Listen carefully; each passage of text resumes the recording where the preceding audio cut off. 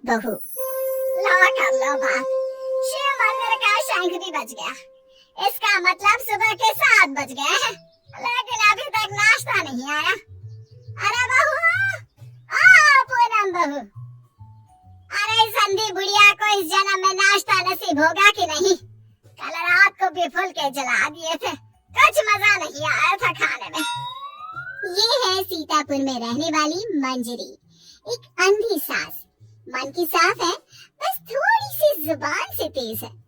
मंदिर की शंखनाद से ही इन्हें पता चल जाता है कि वक्त क्या हो रहा है। और ये रही इनकी चालाक बहू पूनम।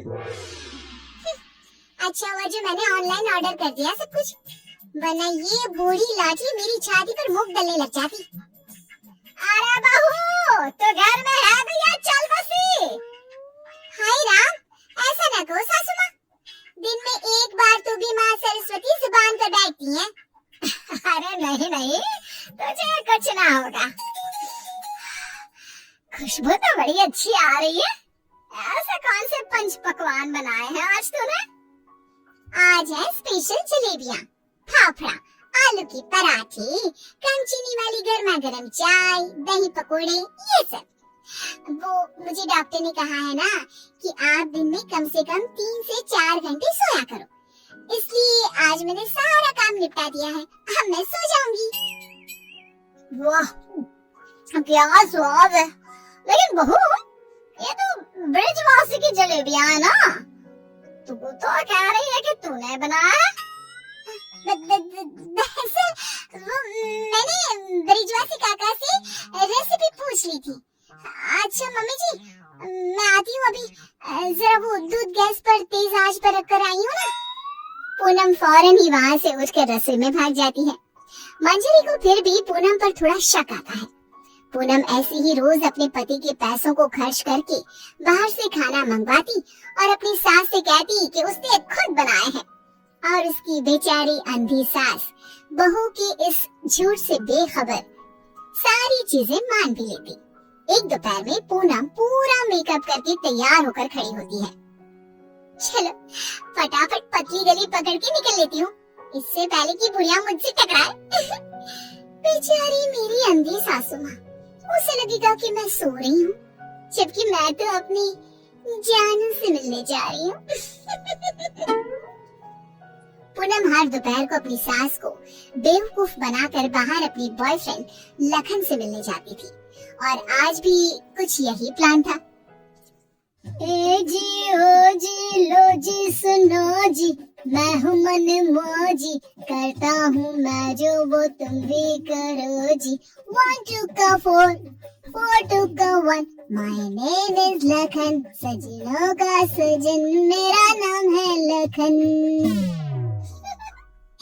लखन तुम भी ना बिल्कुल एंटीक पीस हो। यार पूनम, हम कब तक ऐसे छुप छुप कर मिलते रहेंगे? एक तो मेरे पास कोई नौकरी भी नहीं है, वरना ये दिल वाला अपनी दुल्हनिया को खुद ही ले जाता। टेंशन मत लो, जब तक तुम्हारे पास पैसे नहीं आ जाते तब तक हम दोनों के लिए मेरा ससुराल है ना, मैं सब देख लूंगी। लेकिन तुम्हारे पति को शक वक हो गया तो? अरे मेरा पति तो मेरा दीवाना है, आँख बंद करके मुझ पर भरोसा करता है। उसके पास से घी निकालने के लिए उंगली टेढ़ी करने की नौबत तक नहीं आएगी। शुक्रिया मेरी जान, love you love you love you. I love you too. इसी तरह दिन बीतते रहते हैं। एक रात देवेश बहुत खुश अपने ऑफिस से घर लौटता है। वाह पूनम, एक खुश खबर है, ऐसी खुश खबर कि जिसे सुनकर आप दोनों फूले नहीं समा पाओगे। अरे तो जल्दी बताना फिर। हाँ, इतना सस्पेंस मत बढ़ाओ। मुझे कंपनी में सीईओ का पोस्ट मिल गया है।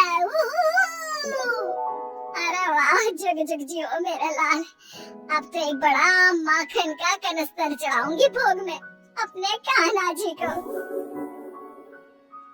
वाह, मतलब अब 2 गुना 3 गुना 4 गुना पैसा होगा, और हमारी तिजोरी में साल की 12 महीने दिवाली होगी। वाह वाह वाह, कांग्रेचुलेशंस देवेश। Thank you. लेकिन इस खुश खबर के साथ साथ एक और बात भी है। मुझे कल सुबह ही मुंबई के लिए रवाना होना होगा। बिजनेस मीटिंग है, लगभग 1 हफ्ते तक वहीं रहना होगा। क्या? ये तो कितनी अच्छी बात है।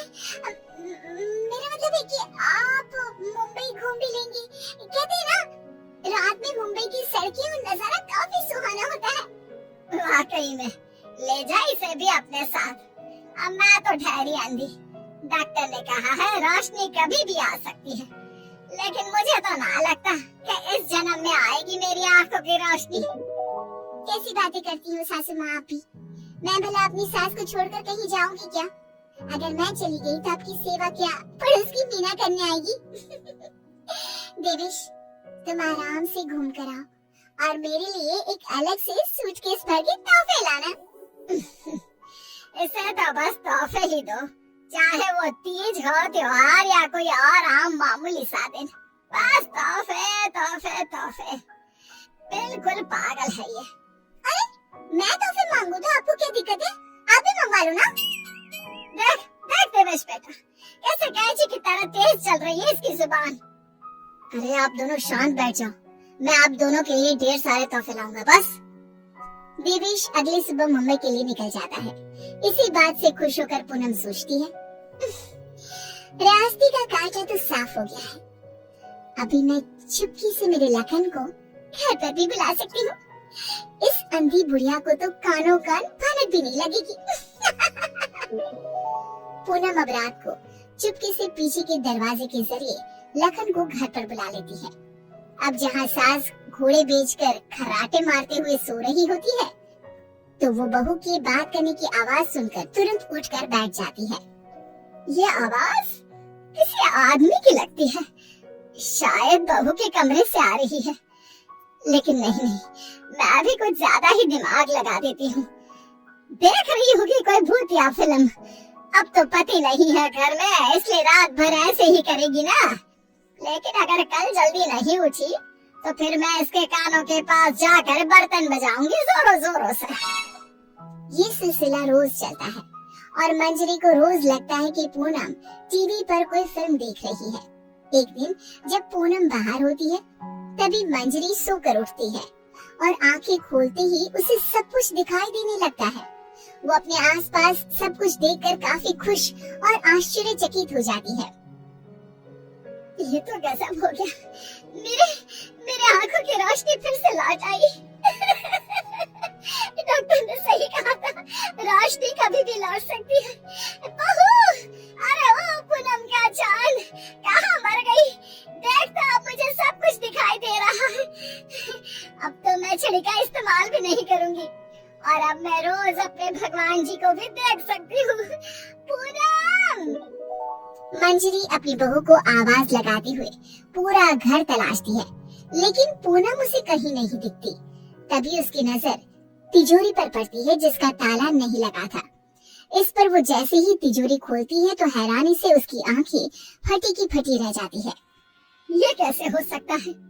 जहाँ तक मुझे पता है, देवेश ने कहा था कि वो घर खर्च के लिए 25,000 दे के जा रहा है, लेकिन यहाँ तो उसका आधा भी नहीं है। जरूर ये पूनम ने पैसे अपने शॉपिंग पर खर्च कर दिए होंगे। पैसे को पानी तरह बर्बाद करती फिरती है। आने दो उसे, फिर देखती हूँ उसे। तब तक मैं अपने भगवान के दर्शन कराती हूँ। मंजरी मंदिर जाती है, अच्छे से दर्शन करती है और खुशी खुशी वापस घर की तरफ चल देती है। जहाँ रास्ते में उसकी नजर मंदिर के पास बहती नदी के किनारे बैठी अपनी बहू पर पड़ती है, जो लखन के साथ वहाँ बैठी थी।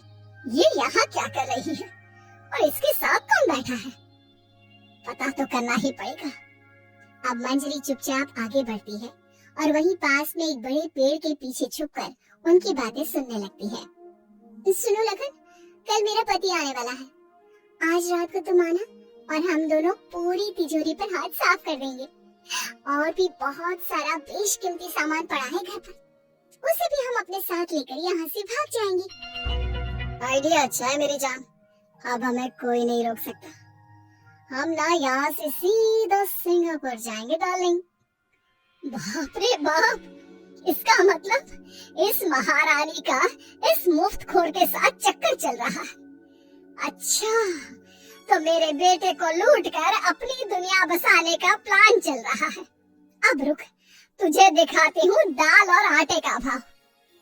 अब घर पे अच्छे से डोली सजाती हूँ तेरी विदाई के लिए।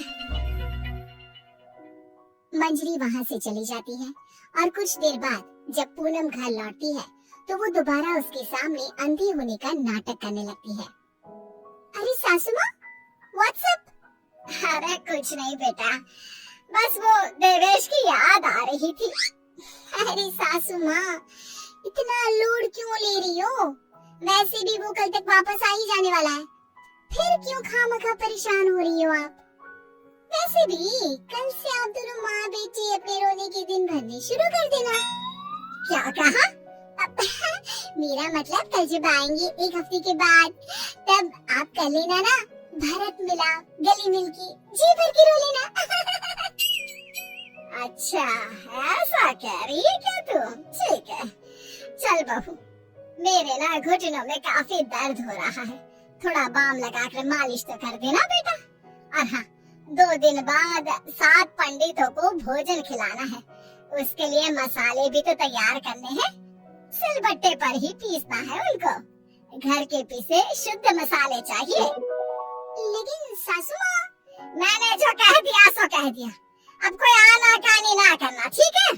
वरना देवेश को फोन करके बता दूंगी। हाँ। मंजरी अपनी बहू पूनम से जानबूझकर सारा काम करवाती है और ना चाहते हुए भी पूनम को वो सारा काम करना ही पड़ता है।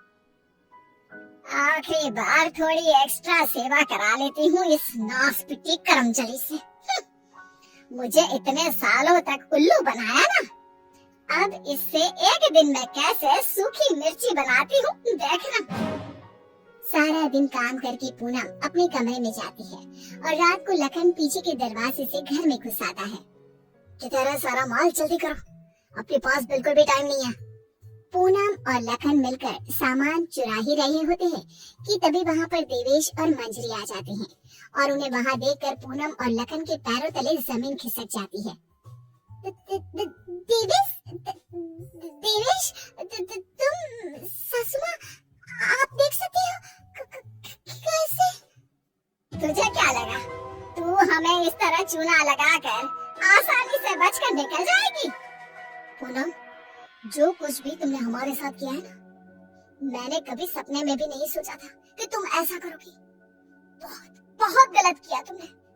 और तुम लंगूर लखन, तेरी तो ऐसी की तैसी। बचाओ, माफ कर दो भैया, माफ कर दो। लखन हाथ जोड़कर खड़ा हो जाता है, लेकिन देवेश उसे नहीं छोड़ता।